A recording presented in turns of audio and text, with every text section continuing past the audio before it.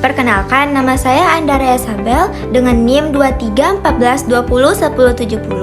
Baiklah, saya dari kelas 1B Keperawatan. Di sini saya akan menjelaskan tentang sistem anatomi manusia. Yang pertama, sistem persyarafan. Sistem saraf adalah sistem kompleks yang berperan dalam mengatur seluruh aktivitas tubuh. Sistem ini memungkinkan Anda untuk melakukan berbagai kegiatan seperti berjalan, berbicara, menelan, bernafas, serta semua aktivitas mental seperti berpikir, belajar, serta mengingat. Sistem saraf pada manusia terdiri dari otak, sumsum tulang belakang, organ-organ sensorik yaitu telinga, dan organ lainnya, dan semua saraf yang menghubungkan organ-organ tersebut dengan seluruh tubuh. Secara garis besar, terdapat 3 bagian pada sistem saraf pusat manusia. Yang pertama, otak. Otak adalah mesin pengendali utama dengan segala fungsi secara umum. Bagian otak terdiri dari otak besar, otak kecil, batang otak, dan bagian-bagian otak lainnya. Yang kedua, sumsum tulang belakang. Sumsum tulang belakang adalah bagian dari susunan sistem saraf pusat. Sumsum tulang belakang langsung terhubung ke otak melalui batang otak dan kemudian mengalir sepanjang ruas tulang belakang. Yang ketiga, sel saraf atau neuron. Bagian yang tak kalah penting dari anatomi sistem saraf adalah saraf itu sendiri, atau disebut dengan neuron. Fungsi sel saraf atau neuron adalah menghantarkan impuls saraf. Setiap neuron atau sel saraf tersebut terdiri dari 3 bagian atau struktur dasar, yaitu yang pertama, badan sel, dendrit, dan akson. Fungsi sistem saraf yang pertama mengumpulkan informasi dari dalam dan luar tubuh atau fungsi sensorik. Yang kedua mengirimkan informasi ke otak dan sumsum tulang belakang. Struktur sistem saraf. Yang pertama, sistem saraf pusat yang terdiri dari otak dan sumsum tulang belakang memiliki fungsi untuk menerima informasi atau rangsangan dari semua bagian tubuh. Yang kedua, sistem saraf tepi. Secara garis besar, fungsi saraf tepi adalah menghubungkan respon sistem saraf pusat ke organ tubuh dan bagian lainnya di tubuh Anda. Yang ketiga, sistem saraf somatik. Fungsi saraf ini menyampaikan informasi sensorik dari kulit, organ indera, atau otot ke sistem saraf pusat. Yang keempat, sistem saraf otonom. Sistem saraf otonom mengontrol aktivitas yang Anda lakukan secara tak sadar atau tanpa perlu memikirkannya. Ada 2 bagian dari sistem saraf ini, yaitu yang pertama, sistem simpatik. Sistem ini mengatur respon perlawanan dari dalam tubuh ketika ada ancaman pada diri Anda. Yang kedua, sistem parasimpatik. Sistem ini gunanya menjaga fungsi tubuh normal setelah ada sesuatu yang mengancam diri Anda. 12 sistem saraf kranial. Yang pertama olfaktori, yang kedua akulomotor, yang ketiga troklear, yang keempat abdusun, yang kelima hipoglossal, yang keenam kranial aksesorius, yang ketujuh optik, yang kedelapan trigeminal, yang kesembilan facialis, yang ke-10 vagus, yang ke-11 vestibulococlearis, yang ke-12 glossopharyngeal. Sistem endokrin. Sistem endokrin adalah jaringan kelenjar yang memproduksi dan melepaskan hormon. Hormon ini yang membantu mengontrol banyak fungsi penting, termasuk kemampuan mengubah kalori menjadi energi yang digunakan untuk menjalankan fungsi seluruh sel dan organ tubuh. Jenis kelenjar sistem endokrin. Berikut ini adalah beberapa jenis kelenjar yang termasuk dalam sistem endokrin. Yang pertama, kelenjar adrenal, yaitu 2 kelenjar yang berada di atas ginjal. Fungsinya adalah melepaskan hormon kortisol. Yang kedua, hipotalamus, yaitu bagian otak tengah bawah yang memberitahu kelenjar pituitari kapan harus melepaskan hormon. 3. Ovarium, yaitu organ reproduksi wanita yang melepaskan sel telur dan menghasilkan hormon seks. Sel di pankreas, yaitu sel yang membantu mengontrol pelepasan hormon insulin dan glukosa. 5. Paratiroid, yaitu tempat kelenjar kecil di leher yang berperan dalam perkembangan tulang. Keenam, kelenjar pineal, yaitu kelenjar di dekat pusat otak yang berfungsi untuk mengatur pada tidur. Ketujuh, kelenjar hipofisis, yaitu kelenjar di dasar otak di belakang sinus. 8. Testis, yaitu kelenjar reproduksi pria yang menghasilkan sperma dan hormon seks. 9. Timus, yaitu kelenjar di dada bagian atas yang membantu mengembangkan sistem kekebalan tubuh di awal kehidupan seseorang. 10. Tiroid, yaitu kelenjar berbentuk kupu-kupu di bagian depan leher yang berfungsi untuk mengontrol metabolisme. Faktor risiko gangguan sistem endokrin. Selain penyebab yang mendasari gangguan sistem endokrin, juga dapat dipicu oleh beberapa faktor risiko lainnya, yaitu yang pertama, peningkatan kadar kolesterol yang signifikan. Yang kedua, menjalani pola makan tidak teratur. Yang ketiga, pernah menjalani operasi. Yang keempat, ibu hamil dengan kasus hipotiroid. Sistem reproduksi. Pertama, reproduksi wanita. Vulva. Vulva adalah bagian luar dari alat reproduksi wanita yang bisa Anda lihat dengan mata telanjang. Bagian depan vulva yang ditumbuhi oleh rambut kemaluan yang disebut dengan mons pubis. Selain itu, terdapat klitoris, bukuan uretra, serta labia yang terbagi menjadi dua. Yang pertama, labia mayora atau bibir besar. Bagian ini mengandung banyak kelenjar keringat dan minyak. Usai pubertas, labia mayora ini akan ditutupi rambut-rambut halus. Kedua, labia minora atau bibir kecil berada di labia mayora, mengelilingi lubang vagina dan uretra. Vagina merupakan saluran yang menghubungkan serviks atau disebut juga dengan leher rahim ke bagian luar tubuh. Letak vagina tepatnya di belakang kandung kemih, agak lebih rendah dari rahim. Fungsi vagina yaitu pertama, jalan lahir bayi saat persalinan. Yang kedua, tempat keluarnya darah saat menstruasi. Yang ketiga, jalur akses sperma untuk menuju rahim. Rahim atau uterus.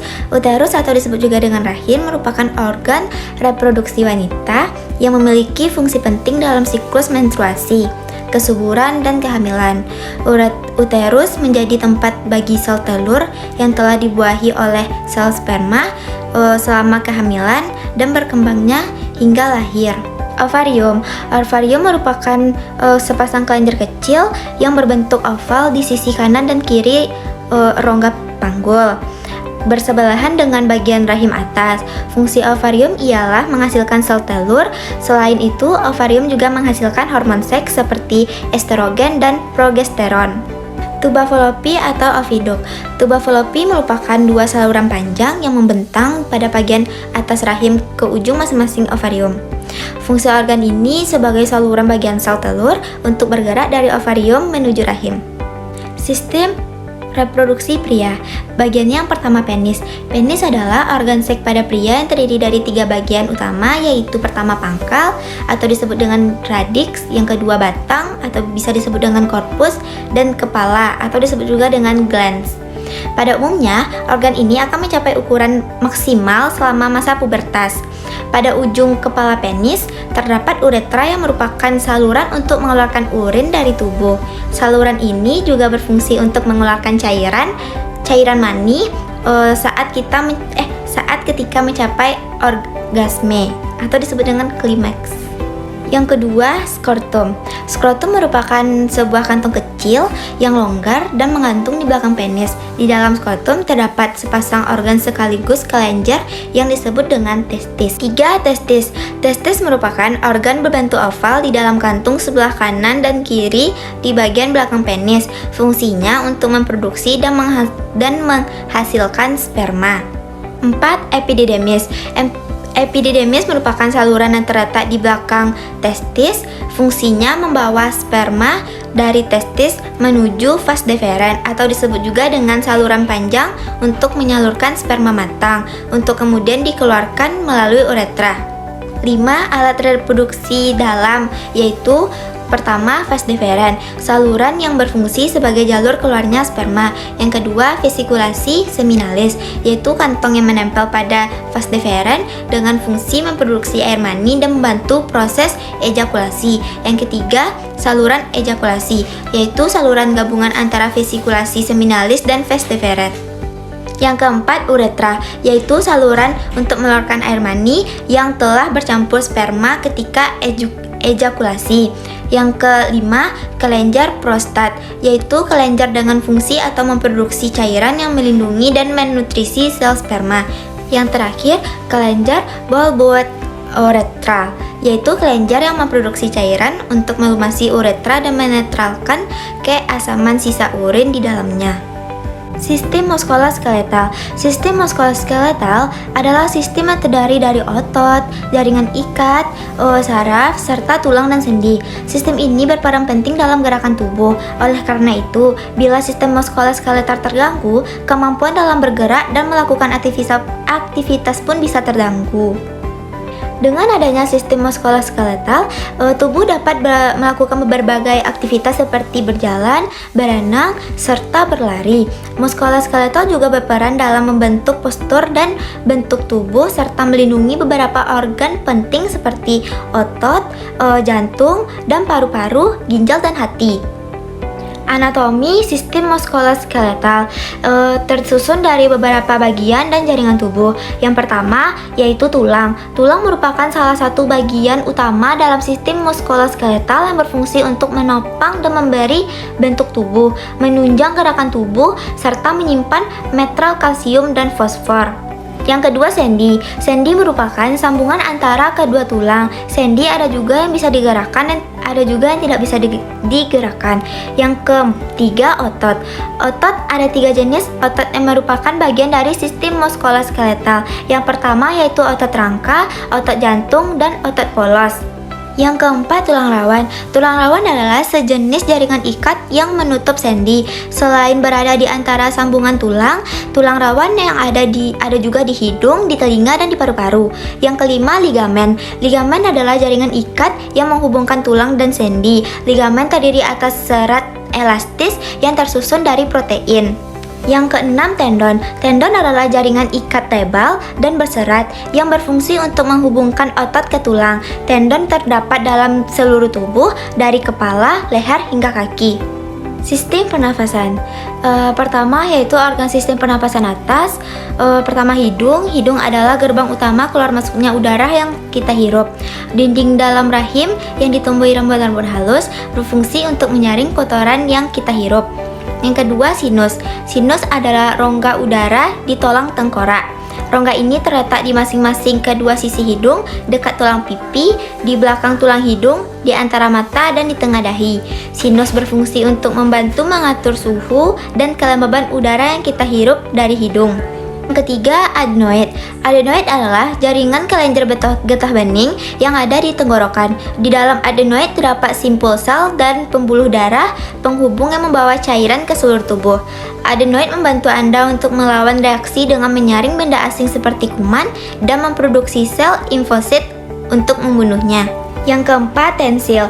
Tensil adalah nama lain dari amandel. Amandel itu sendiri adalah kelenjar getah bening yang berada di dalam faring atau tenggorokan. Yang kelima, faring. Tenggorokan bagian atas adalah tabung dari belakang mulut dan rongga hidung yang menghubungkan keduanya ke saluran pernafasan lain, yaitu trakea. Fungsi laring menyalurkan aliran udara dari hidung dan mulut untuk diteruskan ke trakea atau batang tenggorokan. Yang keenam adalah epiglotis. Epiglotis adalah lipatan tulang rawan berbentuk daun yang terletak di belakang lidah, di atas laring atau kotak suara. Selama bernapas, epiglotis terbuka untuk memungkinkan udara masuk ke laring menuju paru-paru. Namun, epiglotis akan menutup secara selama kita makan untuk mencegah makanan dan minuman secara tidak sengaja terhirup dan menyebabkan tersedak. Organ pernafasan bawah. Yang pertama, laring. Laring adalah rumah bagi pita suara. Laring tepatnya di bawah persimpangan saluran faring yang membelah menjadi trakea dan kerongkongan. Yang kedua, trakea. Trakea adalah bagian terpadu dari jalur napas dan memiliki fungsi vital untuk mengalirkan udara dari paru-paru untuk pernafasan. 3. Tulang rusuk. Tulang rusuk adalah tulang yang menumpang rongga dada dan melindungi organ yang ada di dalam dada. Yang keempat, paru-paru. Paru-paru adalah sepasang organ yang terletak di dalam tulang rusuk. Yang kelima, pleura. Pleura adalah bertindak sebagai pelumas yang memungkinkan paru-paru untuk mengembang dan mengempis dengan lancar setiap kali kita bernafas. Yang keenam, bronkiolus. Bronkiolus adalah cabang dari bronkus yang berfungsi untuk mengeluarkan udara dari bronkus ke alveolus. Alveolus adalah sebagai tempat pertukaran antara oksigen dan karbon dioksida. Selanjutnya, tabung bronkial. Pada tabung bronkial paru-paru ada sila berupa rambut-rambut kecil yang bergerak seperti gelombang. Yang terakhir yaitu diafragma. Diafragma adalah dinding otak kuat yang memisahkan rongga dada dari rongga perut. Sistem kardiovaskular. Anatomi jantung manusia. Anatomi jantung manusia terdiri dari 4 ruang, yaitu pertama, atrium atau serambi jantung kanan, menerima darah dari pembuluh darah dan memompanya ke bilik kanan. Yang kedua, vertikal atau bilik jantung kanan, menerima darah dari serambi kanan kemudian memompanya menuju paru-paru. Yang ketiga, serambi jantung kiri, menerima darah kaya oksigen dari paru-paru dan memompanya ke bilik kiri. Yang keempat, bilik jantung kiri, menerima darah yang mengandung oksigen lalu memompanya ke seluruh tubuh. Kontraksi bilik kiri yang kuat menjadi penanda tekanan darah. Katup aorta, mengalir aliran darah yang kaya oksigen yang mengalir dari bilik kiri ke aorta. Katup mitral, menjaga agar aliran darah tidak mengalir dari ventrikel kiri ke atrium kiri. Katup pulmonal, mengatur aliran darah yang ada di serambi dan bilik kiri. Fungsi utama jantung manusia adalah memompa darah dan merupakan organ utama yang berperan dalam siklus darah. Darah merupakan komponen penting dalam kehidupan manusia. Darah berperan mengangkut zat-zat nutrisi dan oksigen yang sangat dibutuhkan sel-sel dalam tubuh.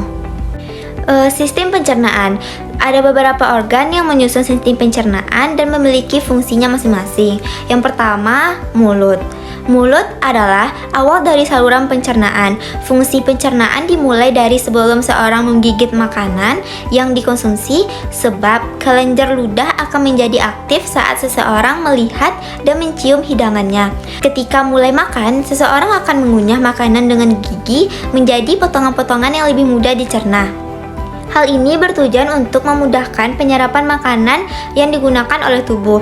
Ketika seseorang menelan, lidah juga memasukkan makanan ke tenggorokan dan ke kerongkongan. Yang kedua, kerongkongan. Kerongkongan menerima makanan dari mulut saat seseorang menelan. Serangkaian kontraksi otot di dalam kerongkongan yang disebut dengan peristaltik mengantarkan makanan ke lambung. Yang ketiga, lambung. Lambung merupakan organ berongga yang berfungsi untuk menampung makanan saat sedang dicampur dengan enzim yang ada di lambung. Enzim-enzim tersebut nantinya akan melanjutkan proses pemecahan makanan menjadi bentuk yang dapat digunakan. Yang keempat, usus halus. Usus halus terdiri dari 3 bagian, yaitu pertama, duodenum, jejunum, dan ileum. Perlu diketahui bahwa usus kecil merupakan tabung otot sepanjang 22 kaki, di mana organ ini berfungsi untuk memecahkan makanan menggunakan enzim yang dilepaskan oleh pankreas dan empedu dari hati. Selain itu, gerak peristaltik juga bekerja di organ ini, memindahkan makanan dan mencampurkannya dengan cairan pencernaan dari pankreas dan hati. Yang kelima, pankreas.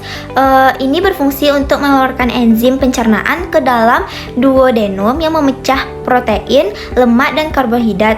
Pankreas juga membuat insulin, meneruskannya langsung ke aliran darah. Yang keenam, hati dan liver. Hati memiliki banyak fungsi, tetapi tugas utamanya dalam sistem pencernaan adalah memproses nutrisi yang diserap dari usus kecil. Empedu dari hati yang disekresikan ke usus kecil juga memainkan peran penting dalam mencerna makanan, lemak, dan beberapa vitamin. Yang ketujuh, kantung empedu. Kantung empedu menyimpan dan mengkonsentrasikan empedu dari hati, kemudian melepaskannya ke duodenum dari usus kecil untuk membantu menyerap dan mencerna lemak. Yang kedelapan, usus besar. Usus besar bertanggung jawab untuk memproses limbah sehingga mengkosongkan usus tubuh. Perlu diketahui bahwa usus besar adalah tabung otot sepanjang 6 kaki yang menghubungkan usus kecil ke rektum. Yang kesembilan, rektum. Rektum merupakan bagian tubuh yang memiliki berbagai fungsi, mulai dari menerima feses dari usus besar, memberitahukan bahwa feses yang harus dikeluarkan, dan menahan feses sampai terjadinya evakuasi. Yang ke-10 anus. Anus adalah bagian terakhir dari saluran pencernaan. Ini adalah saluran sepanjang 2 inci yang terdiri dari otot-otot dasar panggul dan 2 sfinkter anal atau disebut dengan internal dan eksternal.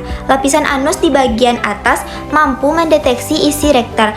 Ini memungkinkan seorang untuk mengetahui apakah isinya cairan atau gas atau padat. Sistem perkemihan. Yang pertama, ginjal. Ginjal adalah organ yang bekerja secara terus-menerus. Fungsi ginjal dalam sistem perkemihan yaitu untuk menyaring darah serta membuat urin yang akan dikeluarkan oleh tubuh. Yang kedua, ureter, yaitu pada anatomi sistem perkemihan pun terdapat ureter, yaitu 2 tabung tipis yang berada di dalam panggul. Fungsinya adalah untuk membawa urin dari ginjal ke kandung kemih. 3. Kandung kemih. Kandung kemih adalah organ berbentuk segitiga yang terbuat dari otot, mempunyai rongga dan bentuknya seperti balon. Jadi, kandung kemih ini akan mengembang saat sudah terisi. Kandung kemih juga berfungsi untuk menahan urin sampai Anda siap untuk mengeluarkannya. Yang keempat, uretra, yaitu berbentuk seperti tabung yang membawa urin dari kandung kemih keluar dari tubuh. Sistem integumen.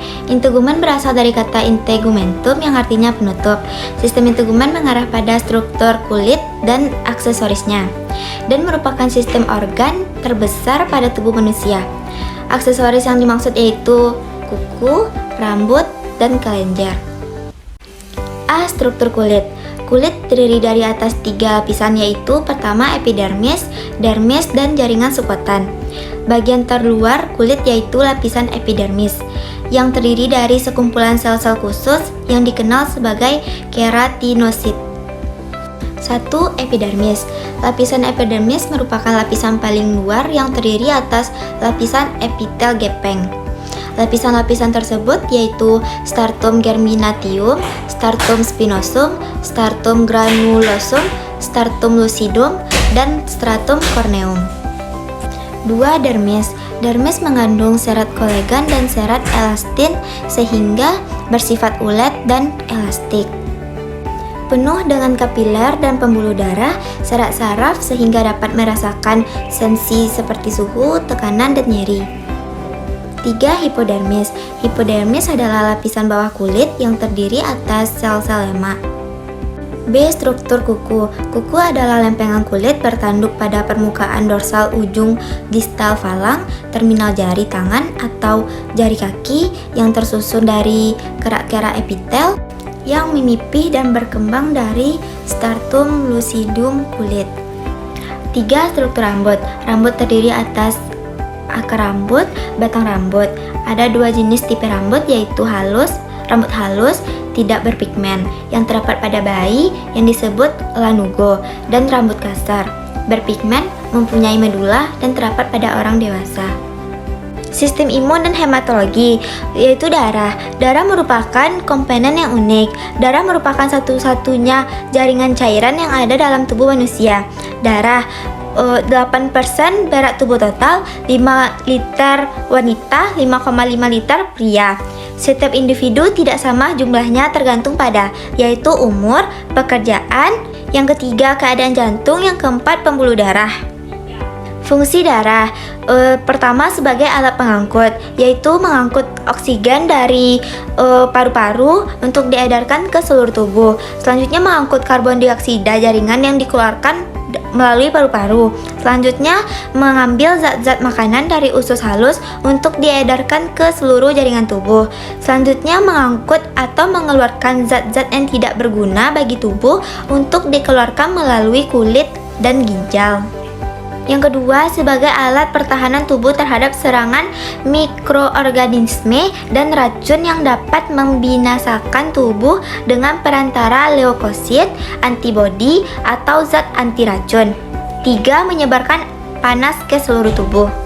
Unsur yang terdapat dalam darah, yang pertama yaitu air 91%, yang kedua mineral 3% yang terdiri dari albumin, globulin, protombin, dan fibrinogen. Yang ketiga mineral 0,9% yang terdiri dari natrium klorida, natrium bikarbonat, fosfat, magnesium, kalsium, dan zat besi. Yang keempat bahan organik yaitu 0,1% terdiri dari glukosa, lemak, asam urat, kreatinin, kolesterol, dan asam amino.